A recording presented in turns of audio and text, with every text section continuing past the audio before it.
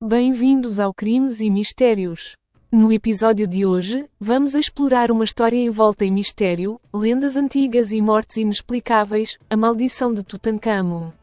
Desde a descoberta do túmulo do jovem faraó, rumores de uma maldição mortal perseguem todos aqueles que ousaram perturbar seu descanso eterno. Prepare-se para mergulhar em um dos mistérios mais intrigantes da arqueologia. Para entender a maldição, precisamos voltar mais de 3.000 anos, à era do Egito Antigo, quando Tutancâmon era o faraó. Ele assumiu o trono com apenas 9 anos e governou por um breve período, morrendo ainda muito jovem. Seu reinado não foi marcado por grandes conquistas, mas sua morte precoce, aos 19 anos, e a descoberta de seu túmulo mudaram a história para sempre. Em 1922, o arqueólogo britânico Howard Carter fez uma descoberta revolucionária no Vale dos Reis. Depois de anos de escavações e buscas frustradas, ele encontrou a tumba praticamente intacta de Tutancâmon, com uma riqueza impressionante de tesouros. No entanto, dizem que, junto com os tesouros, Carter também despertou algo sombrio.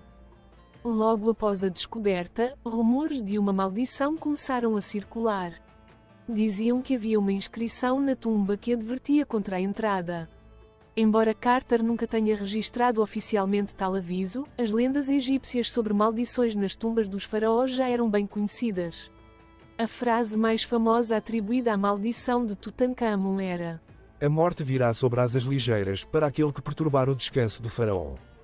Vamos agora ver uma lista detalhada das vítimas e eventos associados à suposta maldição de Tutancâmon.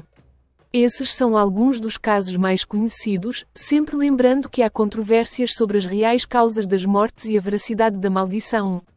Vítima número 1: Lord Carnarvon, o primeiro e mais famoso caso. Ele foi o patrocinador da expedição de Carter e acompanhou a abertura da tumba em 1922. Poucos meses depois, em 1923, foi picado por um mosquito no rosto. A picada infeccionou, ele contraiu septicemia e faleceu. No momento exato de sua morte, houve um apagão misterioso em sua casa no Cairo. Coincidência ou sinal da maldição? Diz-se também que seu cão, que estava em sua casa na Inglaterra, soltou um uivo alto e morreu na mesma hora. Vítima número 2: George J. Gould, um empresário americano e amigo de Carnarvon. Ele visitou a tumba logo após sua abertura, e logo em seguida ficou gravemente doente com febre e pneumonia. Ele faleceu em 1923, pouco tempo após a visita, aumentando a crença de que a maldição afetava até mesmo os visitantes ocasionais. Vítima número 3: Sir Archibald Douglas Reid. Este era o radiologista que realizou o exame de raio-x no corpo de Tutancâmon. Pouco tempo depois de examinar a múmia, ele adoeceu misteriosamente e faleceu em 1924. Sua morte foi atribuída pela mídia da época à maldição, já que ele teve contato direto com o corpo do faraó. Vítima número 4: Hugh Evelyn White. Este arqueólogo britânico, que também esteve envolvido na exploração de tumbas egípcias, teria sido afetado pela maldição. Em 1924, ele cometeu suicídio. Supostamente, ele deixou uma mensagem em sangue que dizia: "Eu sucumbi a uma maldição." Esse evento chocou a comunidade e aumentou o misticismo em torno do caso. Vítima número 5: Aaron Ember, egiptólogo e amigo de Howard Carter. Pouco tempo depois da abertura da tumba, sua casa pegou fogo de forma inexplicável. Ember teve tempo de escapar, mas teria voltado para tentar salvar manuscritos de suas pesquisas, e acabou morrendo no incêndio junto com sua esposa e filho. Esse evento, com detalhes trágicos, alimentou ainda mais a ideia de uma influência sombria em torno de Tutancâmon. Vítima número 6: Richard Bethel, secretário pessoal de Howard Carter. Ele foi encontrado morto em sua casa em 1929, de causas inexplicáveis. Os jornais da época sugeriram que ele poderia ter sido uma vítima da maldição, pois Bethel ajudou Carter diretamente a catalogar os tesouros da tumba. A morte foi atribuída a um possível ataque cardíaco, mas a ligação com a maldição foi inevitável. A vítima número 7: Howard Carter, o descobridor da tumba. Carter sobreviveu mais tempo do que muitos outros, falecendo apenas em 1939, aos 64 anos, de causas naturais. Curiosamente, ele negou a existência de qualquer maldição, embora a mídia da época tentasse associá-lo a eventos estranhos, como a descoberta de uma cobra no jardim de sua casa, o que os egípcios consideravam um mau presságio. Para além de vítimas mortais, foi relatado outros acontecimentos estranhos. Existem relatos de fenómenos inexplicáveis, como quedas de temperatura, aparições e ruídos perturbadores nas proximidades do túmulo e nas áreas onde os artefatos de Tutancâmon foram armazenados.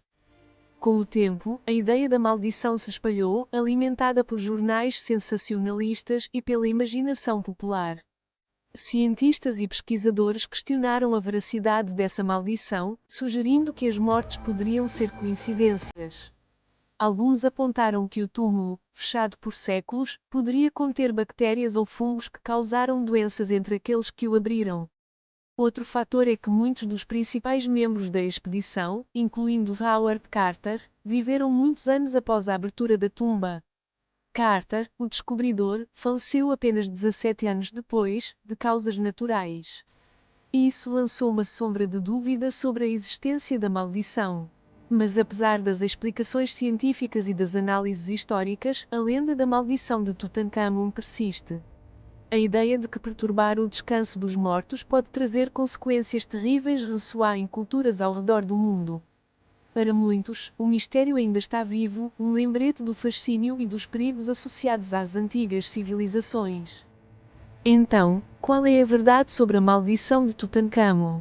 Seria apenas uma série de coincidências trágicas, ou realmente uma vingança do faraó contra aqueles que ousaram violar seu túmulo? A história continua a intrigar, mesmo quase um século após a descoberta da tumba. Obrigado por assistir a mais um episódio de Crimes e Mistérios.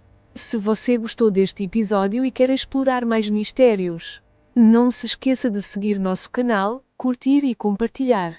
E nos conte, você acredita na maldição de Tutancâmon? Deixe seu comentário abaixo. Nos vemos no próximo mistério, e lembrem-se, o mistério nunca dorme.